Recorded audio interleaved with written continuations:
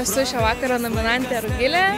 Tai šis renginys jau yra antrasis mano organizuojamas toks renginys Metų akmenietė.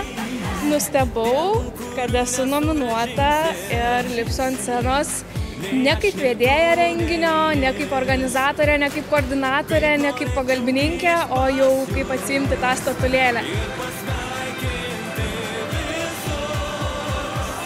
Šiai dienai turiu 2 vaikus laikinai globai ir 2 mano ir dar sesės. Iš viso namuose 6-5 vaikai. Daug vaikų, daug patirčių, visko buvo.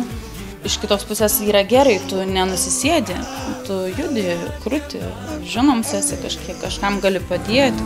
Nominacija Metų mama įteikiama Dainorai Skirienei.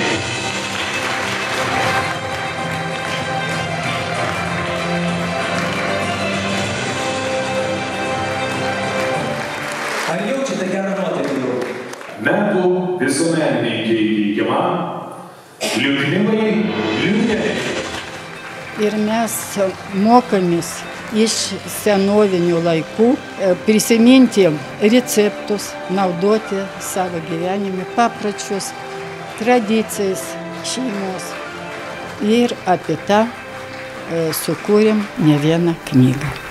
Gyvenu gerai, laiminga, myliu gyvenimą.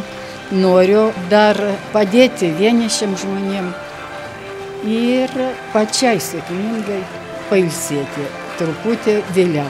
Dabar dar nenoriu.